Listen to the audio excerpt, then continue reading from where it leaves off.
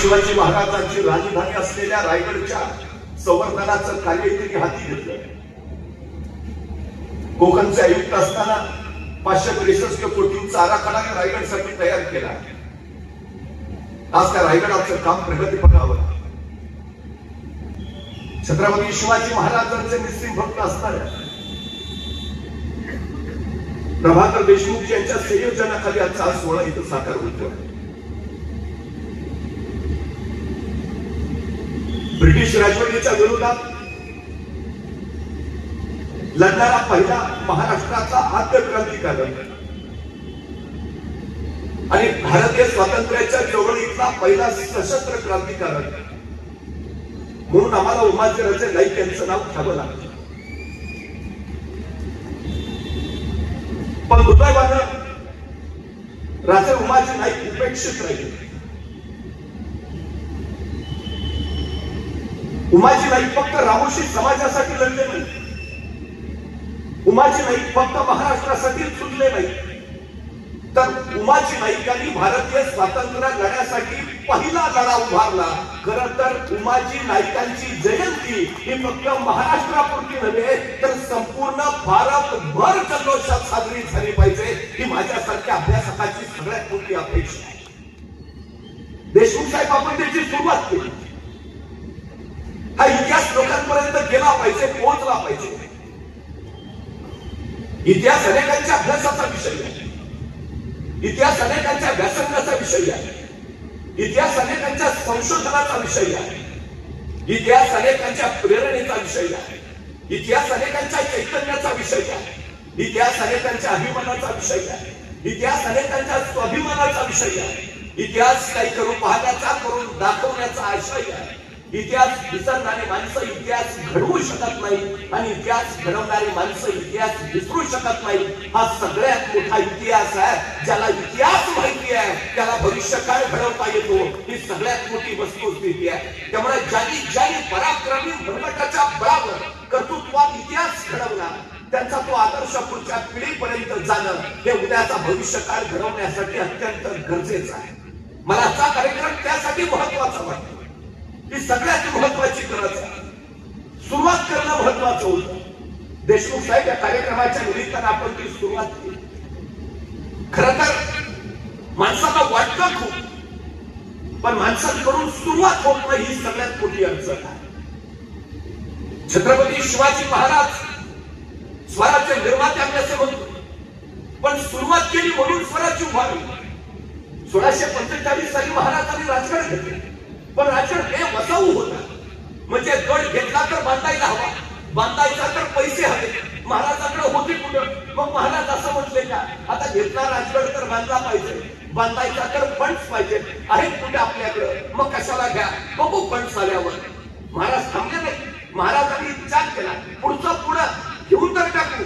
1645 ला राजगड घेतला, 1646 ला त्यांनी तोरणा जिंकला आणि तोरण्यावर महाराजांना सोन्याच्या मोहरांनी भरलेले 7 खंडे सापडले आणि त्या संपत्तीतनं महाराजांनी राजगड बांधून पूर्ण केला. महाराज सांगताय तुम्ही सुरुवात करा, जगदंबा आशीर्वाद घेऊन तुमच्या पाठीशी उभा राहते. हल्ली आमची अडचण आहे, आमची पूर्ण सुरुवात करत नाही. परवा रात्रीच्या वेळेला मी निघालो होतो. एका डोंगराच्या पायथ्याला एक सत्रस्त उभा होता. त्याला विचारलं गाव का थांबलाय? तो म्हणला नाही, डोंगरावर जायचं आहे. म्हटलं जा ना. मग नाही, अंधार आहे ना. मग मी माझ्या हातातला कंदील त्याला गेला. म्हटलं जा आता. आणि मी निघून आलो. दुसऱ्या दिवशी पहाटे मी त्याच वाटेवर त्याच डोंगराजवळ आलो तर तो सत्रस्त तिथंच उभा. म्हटलं अरे वा, जाऊन आला वाटतं. तो म्हणला नाही, गेलोच नाही. म्हटलं का? केवढा अंधार आहे. अरे पण म्हटलं तुला कंदील दिला होता ना? हो दिला होता ना, पण त्याचा उजेड फक्त माझ्या पायापुरताच पडतोय, मला किती लांब जायचं आहे. अरे भल्या माणसा, तू चालायला सुरुवात तर कर, उजेड आपोआप तुझ्या पावला बरोबर येत जाईल. पोचेल कोण जो सुरुवात करेल तो. 1670 साली मराठा मोगल संघर्ष प्रचंड वाढला. मोगलांची फौज 2 लाख आणि महाराजांची 20,000. मग महाराज असं म्हटले का त्यांची 2 लाख आपली 20,000, डिपॉझिट पण राहणार नाही, कशाला अर्ज भरा? का महाराज म्हणले की त्यांचे 2 लाख आहेत, किमान आपली 1 लाख तरी करू आणि मग बघू लढायचं?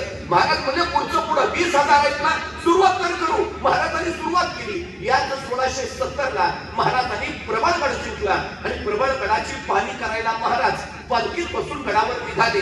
पालखीत बसलेल्या महाराजांच्या शेल्याचं एक टोक पालखीच्या बाहेर लोंबकळत होतं. प्रबळगडाच्या मार्गावरनं जाताना महाराजांच्या शेल्याचं ते लोंबकळणारं टोक तिथल्या बोरीच्या झाडाच्या फांदीच्या काट्यात अडकलं आणि महाराजांना ताण बसला. तसं महाराज म्हणाले, पालखी थांबवा. पालखी थांबली आणि महाराज सोबत त्यांना म्हणाले, हे बोरीचे झाड आम्हाला पुढे जाण्यापासून अडवते आहे. हे बोरीचे झाड आमच्या पुढे जाण्यावर आक्षेप घेते आहे.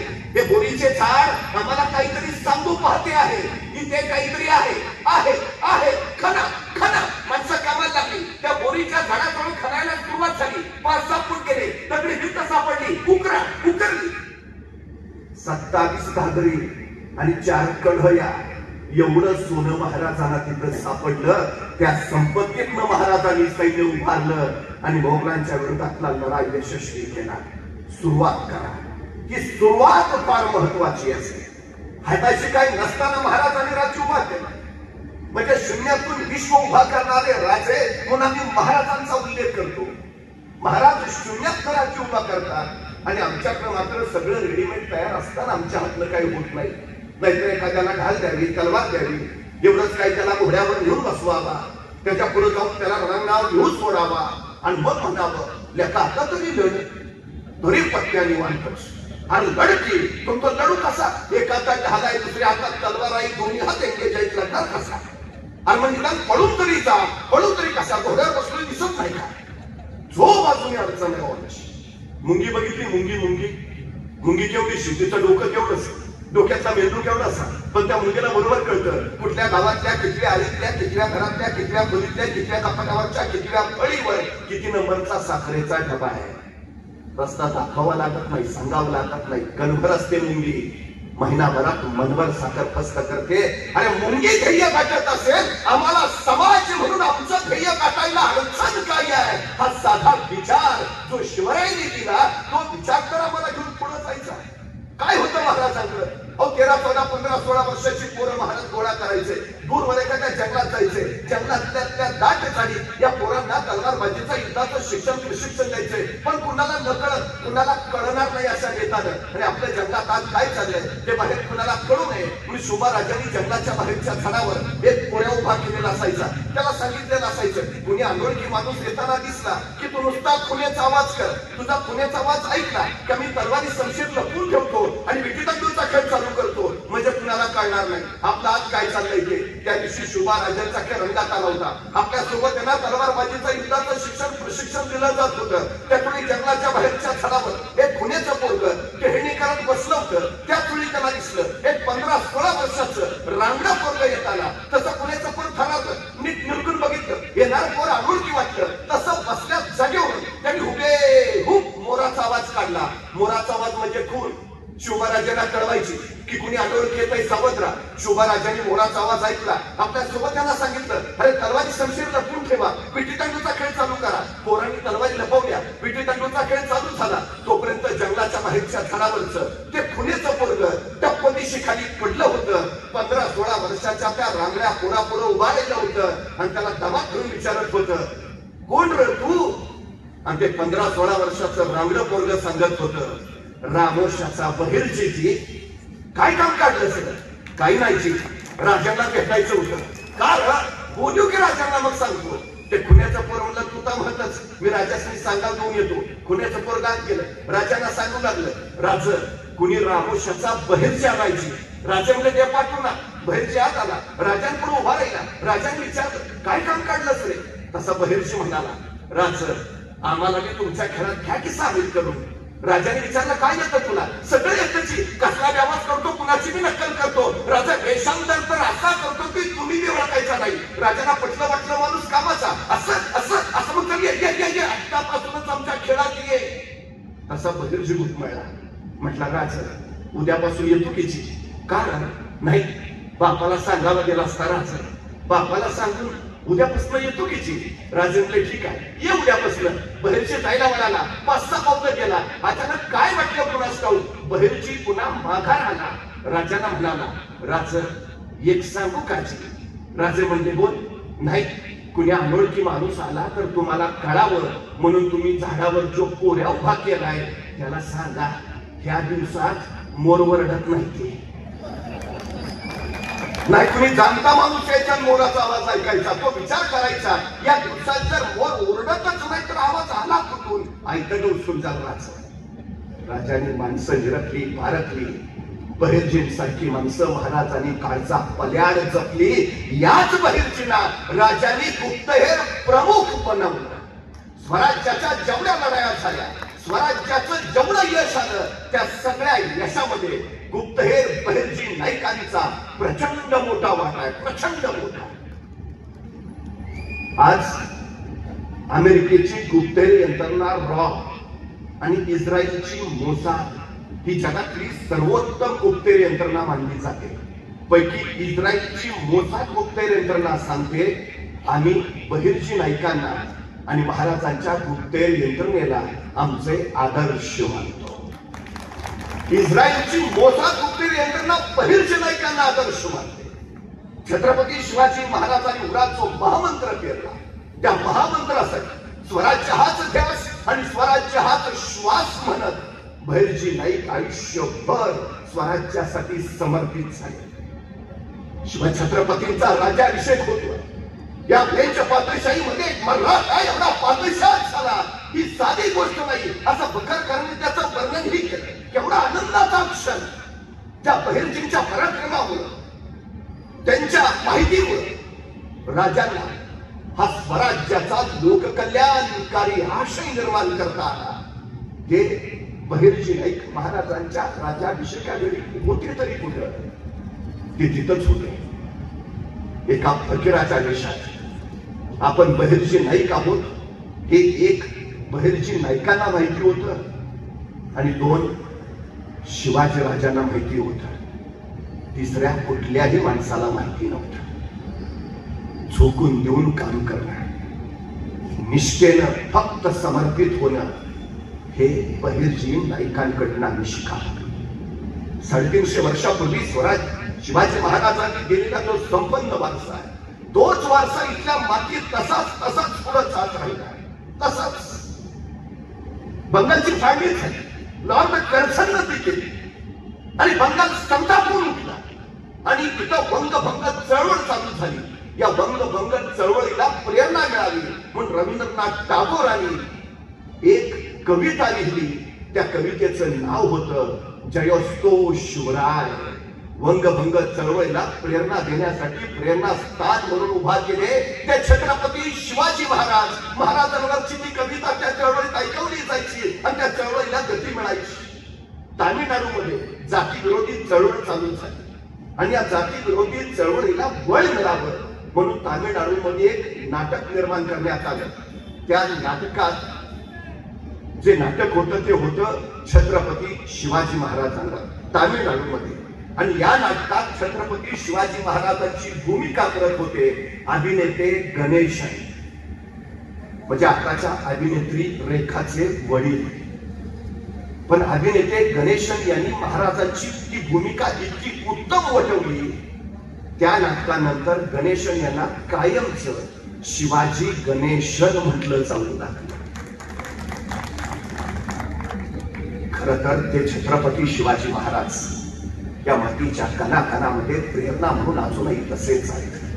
त्यांच्या खांद्याला खांदा लावून लढणारे बहिर्जी नाईक या मातीच्या कणाकणात अजून तसेच आहेत.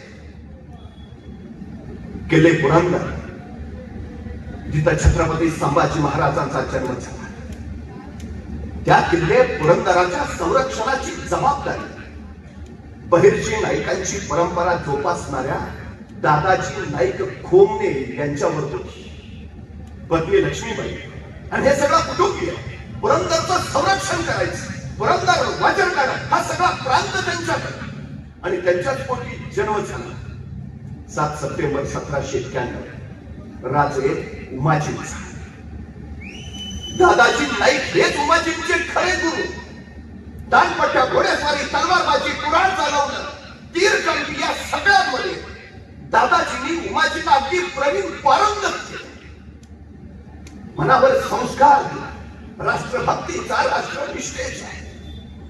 पण त्याच वेळी इंग्रजांनी त्या हिंदुस्थानचा एक प्रांत गिळायला सुरुवात केली होती. 1803 साली त्यांनी पुण्यावर ही कब्जा मिळवला. दुसऱ्या बाजीरावांना स्थानापन्न केले. पण कारभार सगळा इंग्रजांच्या आणि याच इंग्रजांचा जुलूम मग चालू झाला. पुरंदरचे संरक्षण करते असणाऱ्या दादाजी नाईकांची ती जबाबदारी काढून घेतली गेली आणि अक्षरशः रामोजी समाजावर पुरती उपासमारीची वेळ आली. करावं काय प्रश्न पडेल. भरल्या ताटावरून कुणीतरी उठवावं असा रामोजी समाज सैरभैर पिढ्यानपिढ्या त्यांनी परंपरेने या पुरंदराची सेवा केली. पिढ्यानपिढ्या त्यांनी स्वराज्याची सेवा केली. तो समाज उपासमारीला अक्षरशः तळमळत राहिला. एखाद्या योद्ध्याच्या हातून कुणी तलवारच काढून घ्यावी आणि दिवाचपासून लढायचं नाही असं त्याला सांगावं. तो आघात जेवढा प्रचंड तेवढा आघात दादाजी नाईकांवर झाला. त्यांच्या उरातला तो सल उमाजींनी पाहिला आणि कडकडीत प्रतिज्ञा केली, माझ्या या देशावर मी परकीयांना राज्यच करू देणार नाही. इथून पुढचं माझं आयुष्य या देशासाठी समर्पित असेल. आणि उमाजी उभा राहिले. इंग्रजांच्या विरोधातल्या बंडाची पहिली ठिणगी राजे उमाजी यांच्या रूपानं या मातीमध्ये प्रकट. विठोजी नाही, कृष्णाजी नाही, कुशाबा नाही, बापू सोळसकर या सगळ्या सवंगड्यांना उमाजींनी सोबत घेतलं आणि रामोशी समाजाचं कुलदैवत असणाऱ्या जेजुरीच्या खंडेरायासमोर भंडारा उधळून प्रतिज्ञा केली, या इंग्रजांना या देशातून हाकलणारच. आणि सुरू झाली सुरू झाली. उमाजी नाईकांच्या पराक्रमाच्या गाथा आजूबाजूच्या परिसरात दुमदुम लागल्या. इंग्रजांच्या विराट जागी त्यांनी हल्ले चालू केले. इंग्रज मोठे सावकार बडे वतनदार यांची संपत्ती काबीज करायची आणि गोर गरिबांमध्ये ती वाटायची. हे काम उमाजी नाईकांनी चालू केलं. इंग्रजांच्या विरोधात त्यांनी यलगार उभा केला. इंग्रजांच्या विरोधात लोकांची मनं पेटवण्याचं काम त्यांनी चालू केलं. आल्या माणसाला सांगत राहिले, ही भूमी आपली, आपल्या पिढ्यानपिढ्यांची. इथं हे परके गोरे येणार आणि आपल्यावर जुलूम करणार हे नाही चालणार. उमाजींचा एक एक शब्द त्याच्या प्रत्येकाच्या काळजात घुसायचा आणि प्रत्येक जण राजे उमाजी बरोबर त्यांच्या या स्वातंत्र्य लढ्यामध्ये सामील व्हायचा. घरामध्ये प्रचंड वाटलं. इंग्रज बघता बघता त्रसित झाले. राजे उमाजींनी इंग्रजांना 1-2 नव्हे तब्बल 14 वर्ष पुरते सळोकी पळो करून सोडले. 1818 साली इंग्रजांनी राजे उमाजी नाईकांना पकड वर्षभर तुरुंगातही ठेवला. पण उमाजी नाईकांनी आपला तुरुंगातला हा काळ सत्कारणी लावला. त्यांनी तो काळ वाया नाही जाऊ दिला. या वर्षभराच्या तुरुंगवासात उमाजी नाईक लिहिणं वाचणं शिकले. अनेक पुस्तकांचं ग्रंथांचं वाचन त्यांनी केलं. कारण त्यांच्या पुढं जे ध्येय होतं ते जर गाठायचं असेल तर अभ्यासाशिवाय पर्याय याच नव्हता. नाहीतर छत्रपती शिवाजी महाराजांनी स्वराज्य उभारलं तरी कसे. ॲडे करे नावाचा फ्रेंच प्रवासी कोकणातल्या जवळच्या कार्यालयात आला. त्याला राजापूरच्या बंदरात जायचं होतं, पण महाराजांच्या कार्यालयातनं परवाना घेतल्याशिवाय त्याला पुढे जाताच येणार नव्हतं. हा ॲडे करे महाराजांच्या कार्यालयात पोहोचला. आता त्यांनी परवाना घ्यावा, निघून जावं. पण ही परकी माणसं मुळातच जिज्ञासू. जेवढा आपला आपल्याबद्दल अभ्यास नाही ना, तेवढा परकीयांचा आपल्याबद्दल अभ्यास आहे.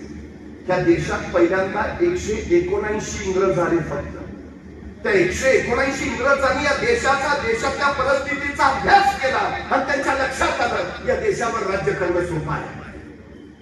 एक इंग्रज तर काय लिहितो माहितीये, मी अख्खा भारत फिरलो, मला मराठी माणूस दिसला, मला कन्नडी माणूस भेटला, मला गुजराती माणूस सुद्धा दिसला, मला तामिळी माणूस बोलला, पण अख्ख्या भारतभर मला एकही भारतीय भेटला नाही.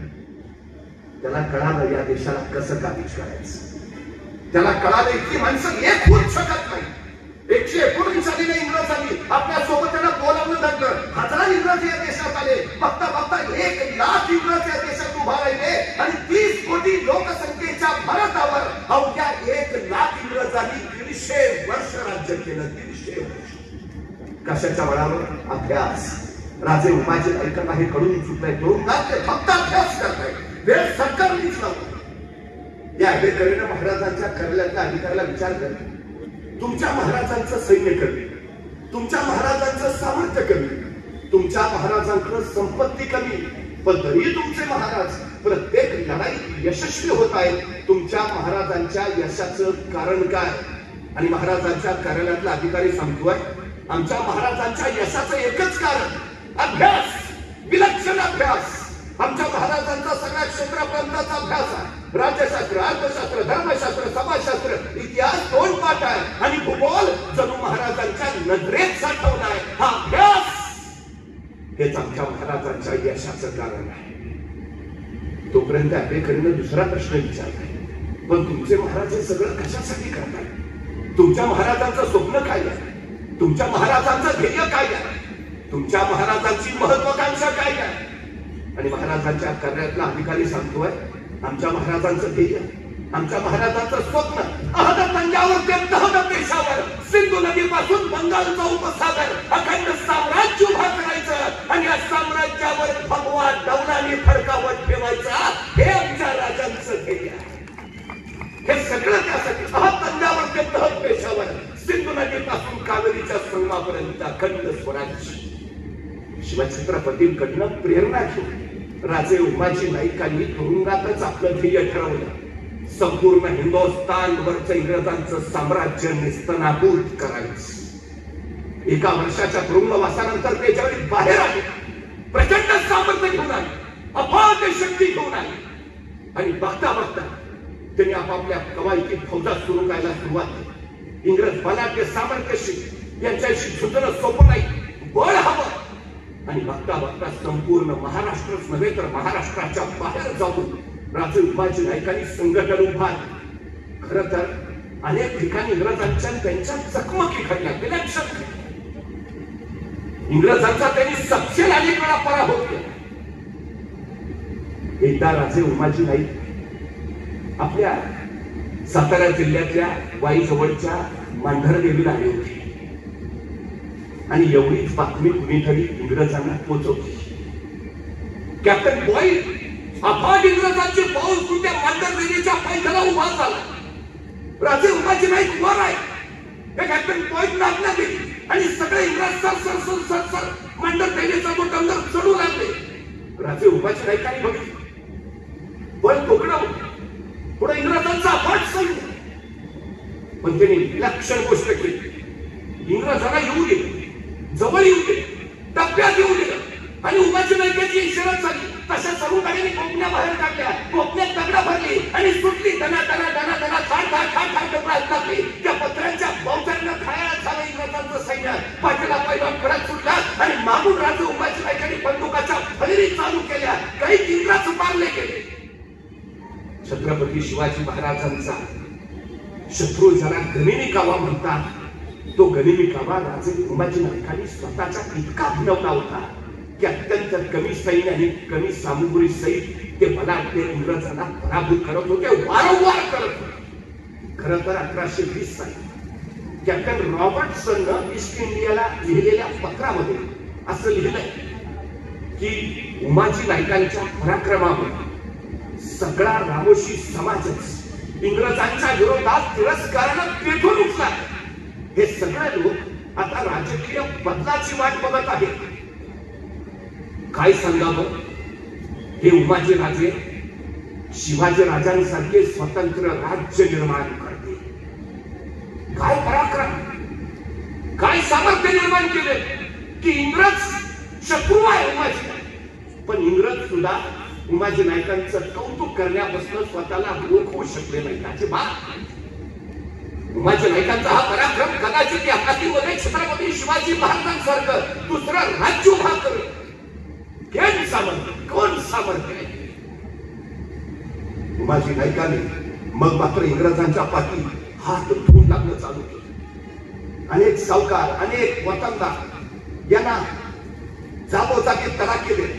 त्यांच्या जवळचा पैसा रक्कम काबीज करत आणि तो गरिबांना वाटला. पण सगळ्यात महत्वाची एक गोष्ट केली, इंग्रजांनी उमाजी नाईकांना जो पकडून देईल त्याच्यासाठी प्रचंड मोठं बक्षीस लावलं. पण जनतेतला एकही माणूस उमाजी नाईकांची माहिती द्यायला पुढे आला नाही, एकही नाही.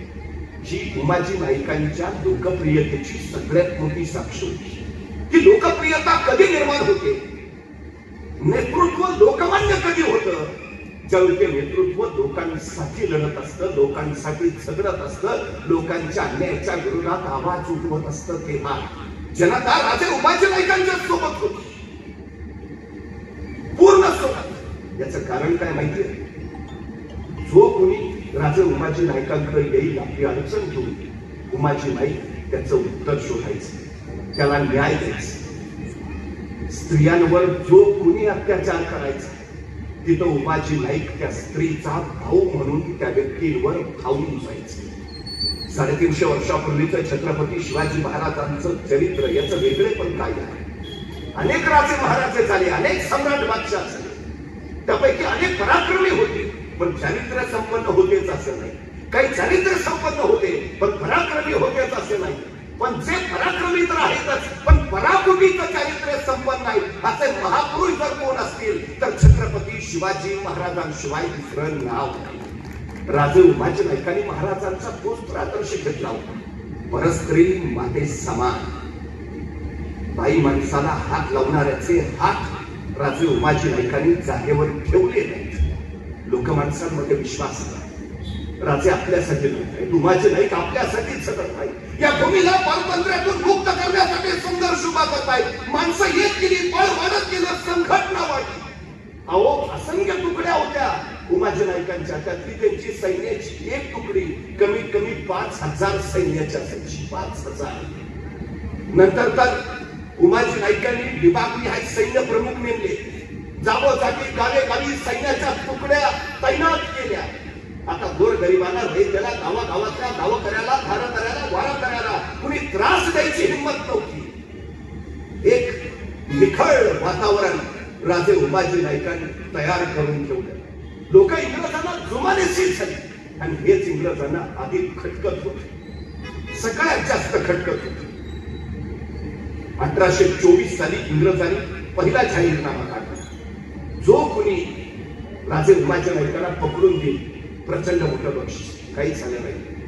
1826 साली परत दुसरा जाहीरनामा काढला. प्रचंड मोठं बक्षीस दिलं जाईल जो कोणी उमाजी नाईकांना पकडून देईल किंवा जो कोणी शरण येईल त्याला माफ केलं जाईल. काही उपयोग नाही. 1828 ला इंग्रजांनी तिसरा जाहीरनामा काढला.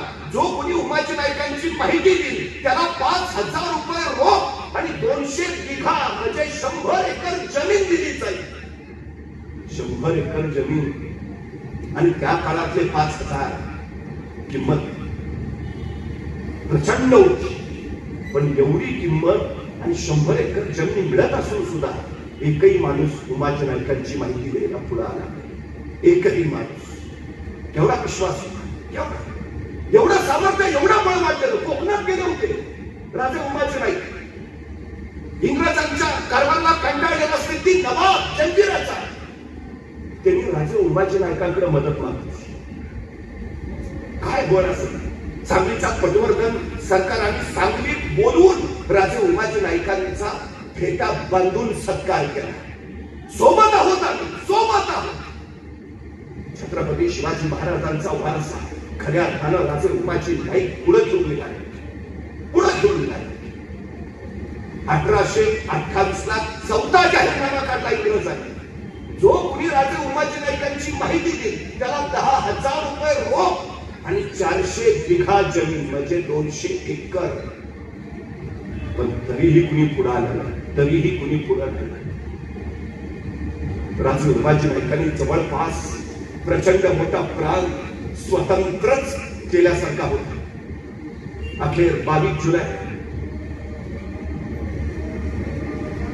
राजे उमाजी नाईकांनी जेजुरीच्या कडेपाटालीत स्वतःला राज्याभिषेक करून घेतला.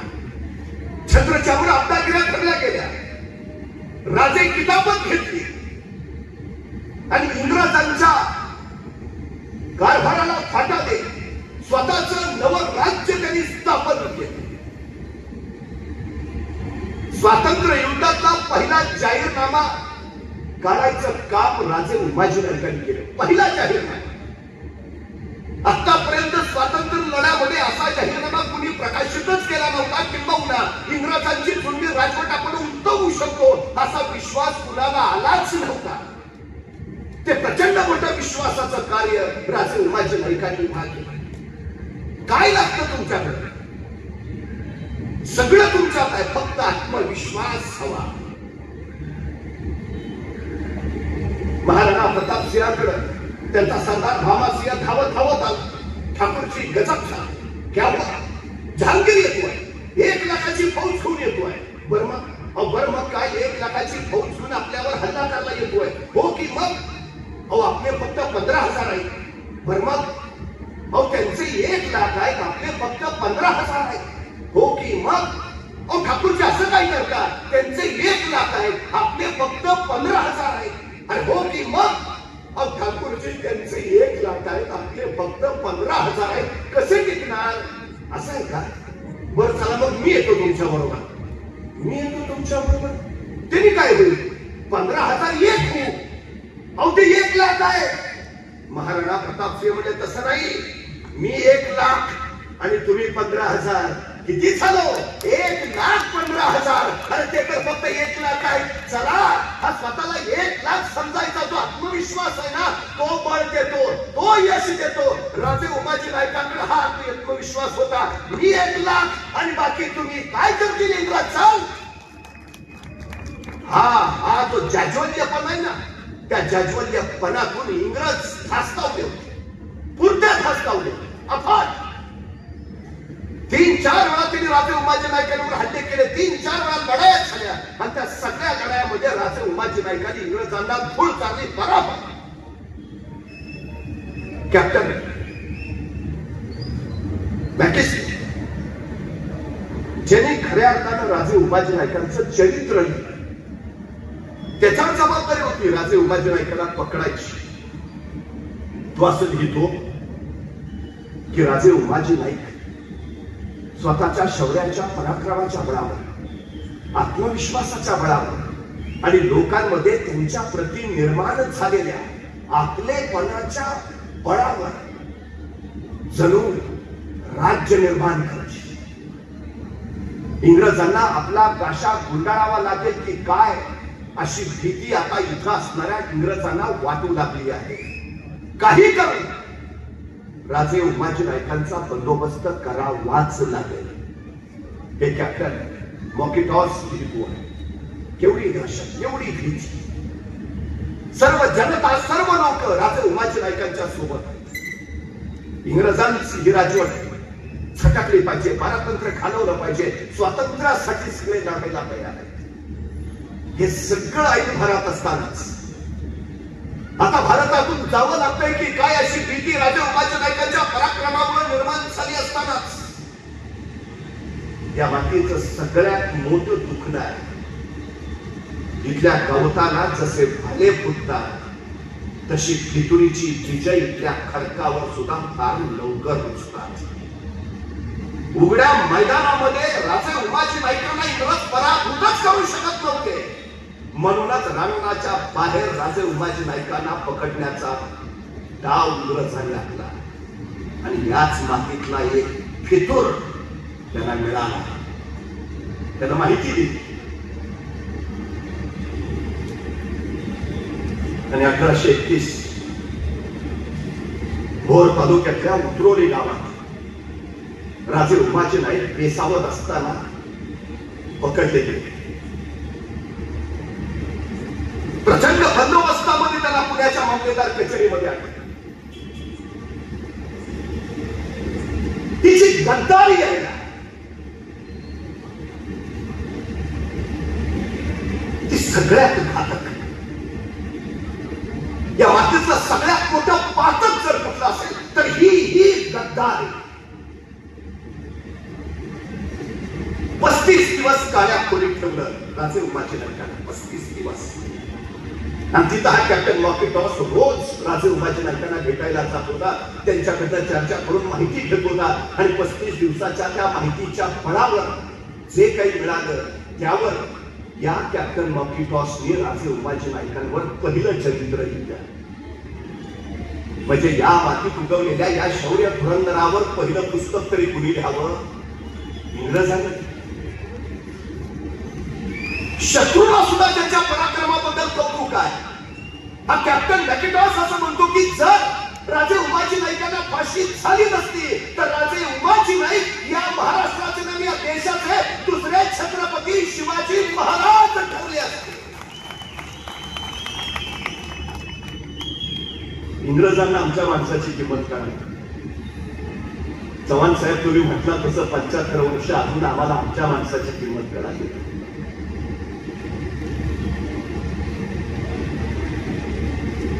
पुण्याच्या मामलेदार म्हणजे पुण्याची खडकवाड आली आहे तिथं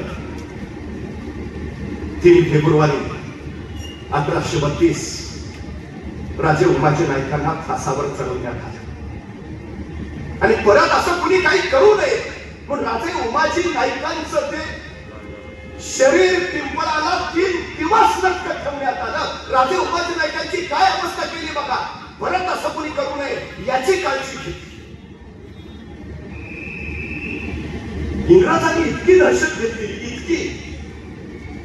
खरं सांगू राजे उमाजी नाईक आणखी काही काळ जगले असते तर 150 वर्ष इंग्रजांना या देशावर राज्यच करता आले नसते. ही सगळ्यात मोठी वस्तू होती. गाशात गुंडाळा असता केली पण पुन्हा इथं गद्दारी खिदुरी चालली आहे. 150 वर्ष देश स्वातंत्र्याच्या जोखडात अडकला आणि अवघ्या वयाच्या 43व्या वर्षी राजे उमाजी नाईक हसत हसत फासावर गेले. आज रामोशी समाज खरा रामवंशी समाज रानावनात राहतो म्हणून रानवासी म्हणून रामोशी असा तो अपभ्रंशित शब्द आहे. पण इंग्रजांनी या रामोशी समाजाची इतकी भीती घेतलेली की ज्या समाजाला रणांगणात पराभूत करू शकत नाही त्यांचं रणांगणाच्या बाहेर मानसिक खच्चीकरण करायला हवं म्हणून इंग्रजांनी या समाजाचा कायम गुन्हेगारी जमात म्हणून उल्लेख केला. हा समाज गुन्हेगारी परिस्थिती नाही अजिबात नाही पण ह्यांना पराभूत बाहेर केलं पाहिजे. हे गुन्हेगार म्हटलं तर बाकीचा समाज यांच्या सोबत येणार नाही आणि हे जर एकत्र आले नाही तर इंग्रजांच्या विरोधात बंड करायचं धाडस दुसरं कोणी करणार नाही. काही करा इंग्रजांना इथं राज्य करायचं असेल तर रामोशी समाजाला बाहेर ठेवा म्हणून निवळ रामोशी समाजावर गुन्हेगारी जमातीचा शिक्का इंग्रजांनी मारला. लक्षात घेतलं पाहिजे काय नाहीतर गावगाड्यामध्ये 12 बलुतेदारातला महत्वाचा बलुतेदार म्हणून रामोशी समाजाचा आवर्जून उल्लेख केला जातो. महत्वाचा बलुतेदार. गावगाड्यात जबाबदारी काय तर गावचं संरक्षण करणं ही सगळ्यात महत्वाची जबाबदारी. गावचं संरक्षण करणं. दुसरी गोष्ट सांगू रामोशी समाजासारखा निष्ठा राखणारा दुसरा समाज या मातीत नाही अजिबात. निष्ठा राखावी ती यांनीच मग तो छत्रपती शिवाजी महाराजांचा काळ असो किंवा राजे उमाजी नाईकांचा काळ असो. उमाजी नाईकांच्या मृत्यूनंतर 13 वर्षांनी वासुदेव बळवंत फडकेंचा जन्म झाला. 13 वर्ष. इंग्रजांच्या विरोधात ज्यावेळी त्यांनी बंड चालू केलं त्यावेळी वासुदेव बळवंत फडकेंच्या बरोबर 300 रामोशीच होते आणि त्यांच्या सैन्याचा सेनापती होता दौलती रामोश. स्वातंत्र्याचा पहिला उठाव राजे उमाजी नाईकांचा, दुसरा उठाव वासुदेव बळवंत फडकेंचा आणि तो सुद्धा त्यांनी रामोशी समाजाला बरोबर घेऊनच केला. ही सगळ्यात मोठी वस्तुस्थिती आहे. मनगटात सामर्थ्य असणारे उरात निष्ठा असणारे हे समाज राष्ट्रकार्यासाठी जर समर्पित झाले तर हा देश महासत्ता व्हायला किती साधे लागेल. ही सुरुवात राजे उमाजी नाईकांच्या कर्तृत्व गाथा त्यानंतर घराघरात सांगितल्या जाऊ लागल्या. माई माऊली आपल्या पोरा बाळांना उमाजी नाईकांच्या पराक्रमाचे पोर ऐकू लागले. आई पोरांना सांगू लागली अन्याच्या विरोधात गप्प बसायचंच नाही, जायचं यावंच जायचं. एक कुटुंब घरात 13-14 वर्षाचं पोर. पोराचं नाव होतं राम आणि आईनं या रामला सांगितलं राम बाजारात जा आणि थोडी कोथिंबीर घेऊन ये. एवढासा राम हातात आईनं दिलेलं ते नाणं घेऊन बाजारच्या दिशेने निघाला. चालता चालता बाजारचा चौकात आला आणि समोरचा पुरुष दिसल्यासारखा जागेवरच उभा राहिला. त्याला काही सुचेच ना. पुढे इंग्रजांनी त्या रैतेला खडाला बांधलं होतं. त्यांच्या उघड्या पाठवर चपाचे फटकारे उडले जात होते. त्यांचा आक्रोश केंद्राया सगळा चौक भारून गेला होता. हा एवढासा राम तिथंच थरथर उभा राहिला. काही क्षणी तर भानावर आला आणि आल्या पावले तसाच परत घरी गेला. आईने विचारलं राम कोथिंबीर कुठे आहे? आणि राम म्हटलं आई अगं त्या बाजारच्या चौकात गेलो तिथे इंग्रजांनी आपल्या रयतेला झाडाला मारतो त्यांच्या उघड्या पाठीवर चौकाचे फटकारे देण्याचा होते. आई खिचल्यासारखा उभा राहिलो तशी ताक नाही करायची. राम एवढं सगळं घडत होतं तेव्हा तू काय करत होतास? राम म्हणला आई मी एवढाच मी काय करणार? राम मी तुला उमाजी नाईक सांगितले. राम मी तुला छत्रपती शिवाजी महाराज सांगितले. विचारतोसच कसं की मी काय करायला हवं? राम जिथं अन्याय होतो तिथं त्याच्यावर धावूनच जायला हवं. याईनं रामवर संस्कार केला. जिथं अन्याय होतो तिथं धावूनच जायला हवं. 13-14 वर्षाचा राम हा संस्कार काळाचा कोरल्यासारखा घेऊन बसला. आठवड्यात उलटला असेल. राम परत त्याच बाजारच्या चौकात निघाला. चौकाजवळ आला. परत ते दृश्य दिसलं. इंग्रज इथल्या रयतेला प्रचंड छळ करत मारत होते. त्यांचा आक्रोश किंकाळ्या आणि बघता बघता रामच्या मस्तकासमोर आईचा संस्कार उभा नाही. रामच्या डोळ्यासमोर राजे उमाजी नाईक उभा नाही. आणि फुटफुटला राम माझ्या आईनं सांगितलंय मला जिथं अन्याय होतो गप्प बसायचंच नसतं. रामने शेजारचा दगड घेतला आणि त्या इंग्रज अधिकाऱ्याच्या दिशेला फिरकावला. खाडकन त्याच्या मस्तकावर लागला. बळबळ रक्त वाहू लागला. जखम झाली. तो इंग्रज अधिकारी खाली पडला. टाचा खाचत राहिला. पण धक्कोय तो राम कसला उचलता येणार नाही एवढा दगड घेतला आणि सरळ त्या इंग्रज अधिकाऱ्यांच्या डोक्यात घातला. त्याचा घासत अखेरचा श्वास तो इंग्रज अधिकारी घेताना हा इंग्रजचा राम करडत होता. आईनं सांगितलंय मला जिथं अन्याय होतो ना तिथं गप्प बसायचंच नसतं. 13-14 वर्षाचा राम इंग्रज पोलिसांनी पकडून गेला. न्यायासनासमोर त्याला उभा केला. इंग्रज अधिकाऱ्याची हत्या. लहान म्हणून सोडून नाही दिलं. लहान म्हणून बालगुन्हेगार बनवून सुधारगृहात नाही पाठवलं. इंग्रज अधिकाऱ्याची हत्या. न्यायाधीशांनी शिक्षा सुनावली. मरेपर्यंत फाशी आणि तेलाचा निर्मूळ. 13-14 वर्षाचा राम कोठडीत गेला. एक एक क्षण एक एक दिवस तिथं कंठू लागला. एके दिवशी त्या तुरुंगाचा अधिकारी राम कराला. राम उद्या तुला फासावर द्यायचं. तुझी काही शेवटची इच्छा असेल तर सांग. आणि एवढासा राम म्हणाला माझी शेवटची इच्छा एकच. माझ्या आईला फक्त मला भेटायचं. तुरुंग अधिकारी तिच्या आईला कळवली आणि रामची आई रामला तुरुंगात भेटायला आणि पण आक्रोश करत नाही. माथा पिटत नाही. रडत नाही. माझा पोर आता मरणार म्हणून टाहो पडत नाही. आणि अभिमानी उराणं देशासाठी निघालं पोर माझं. अभिमानी उराणं आल्या रामला विचारलं राम का बोलावलंस? आणि राम सर तिच्या आईच्या कुशीत शिरला. तसा राय लागला. आईनं विचारलं राम रडतोस कसला? अभिमान बाळग देशासाठी निघालायस. अभिमान बाळग. तसा राम आईच्या कुशीतनं बाहेर पडला. आई फासावर जातोय म्हणून नाही रडलो. मग मला का बोलावलंस राम? आणि राम म्हणाला आई लहानपणापासून तुम्हाला शिवाजी महाराजांच्या उमाजी नाईकांच्या गोष्टी सांगितल्यास. लहानपणापासून रोज तू माझ्यावर एक एक संस्कार केलास. आई मी उद्या मरणार आहे. मरण्यापूर्वी तुझा एखादा शेवटचा संस्कार माझ्यावर व्हावा असं वाटलं म्हणून बोलावलं आई.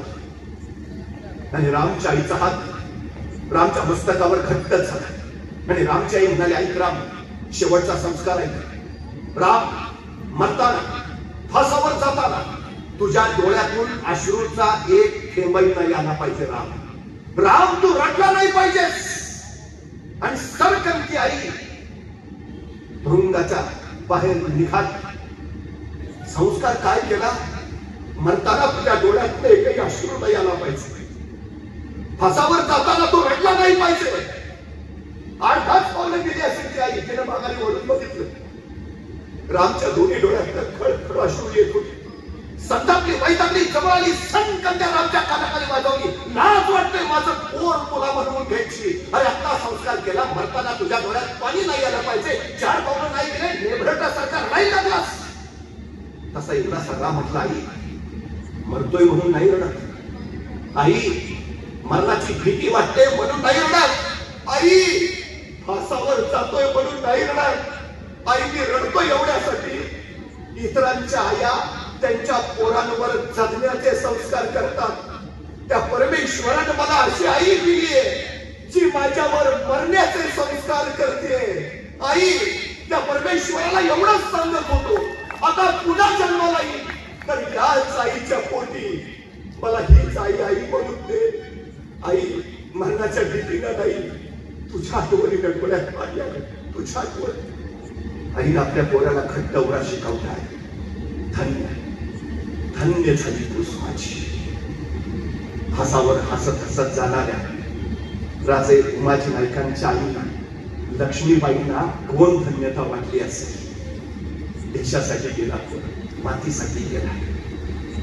त्या राजे उमाजी नाईकांच्या रक्ताच्या थेंबा थेंबातून इथं उगवतील असंख्य राजे उमाजी, जे उद्याचं विश्व घडवतील, उद्याचं स्वराज्य, उद्याचं सुराज्य उभा करतील.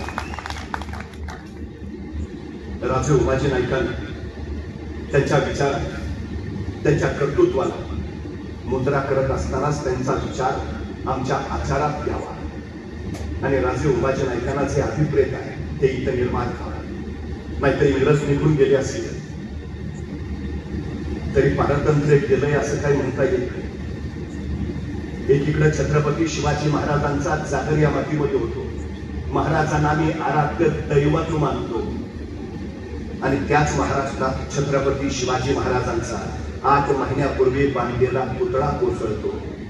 भ्रष्टाचारानं पोखरलेल्या व्यवस्थेचं हे इतकं वाईट दर्शन याच महाराष्ट्रात ज्यावेळी घडतं त्यावेळी आम्हाला वाटतं की या नव्या पिढीला इतिहास पुन्हा सांगायला हवा. आम्ही सांगायला हवं, छत्रपती शिवाजी महाराजांनी सिंधुदुर्गाचं बांधकाम करणाऱ्या सिंधुदुर्गाच्या बांधकाम प्रमुखाला बांधकाम कसं करावं याचं पत्र पाठवलंय आणि महाराज त्याला सांगतात पायात शिस ओतलंय सिंधुदुर्गाच्या. हे शिस इंग्रजांकडनं घेतलंय. महाराज सूचना करतात, इंग्रज धूर्त मापात पाप करतील, शिस नीट मोजून घ्या. किती बारीक गोष्ट आहे. महाराज किल्लेदारला सांगताय बांधकामासाठी लागणारी वाळू धुवून घ्या. वाळूला माती राहता कामा नये, कारण समुद्राच्या काठावरचं बांधकाम आहे. वाळू माती तशीच राहिली तर लाटांच्या तडाख्याने माती वाहून जाईल आणि परत बांधकाम ठिसूळ होईल. ते पत्र तरी देशमुख साहेब यांनी वाचायला पाहिजे होते.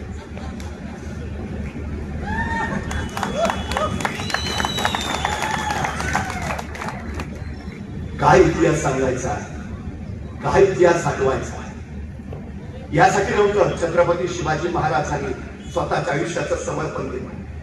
यासाठी नाही राजे उमाजी नाही फसत फसत फासावर गेले. हे लोककल्याणकारी राज्य व्हावं, इथल्या प्रत्येक समाज घटकाला न्याय मिळावा, सगळ्या जाती धर्माने गुण्या गोविंदाने एकत्र नांदावं आणि हा देश घडवावा, ही त्याच्या पाठीमागची सगळ्यात मोठी अपेक्षा आहे. मला असं वाटतं की राजे उमाजी नाईकांच्या विचारांच्या जागरातून ते काम खऱ्या अर्थानं पूर्ण होईल. मी पुन्हा एकदा सन्मान्य प्रभाकरजी देशमुख यांचं मनपूर्वक अभिनंदन करतो. वसंतजी चव्हाण यांचं कौतुक करतो. समाजाला संघटित करत समाजाच्या न्याय हक्कासाठी आपण लढत आहात. ही लढाई अखंड राहू द्या, म्हणजे उद्या पुन्हा या मातीमध्ये पराक्रमाच्या गाथा निर्माण होतील. आपल्या सगळ्यांना शुभेच्छा देतो. थांबतो.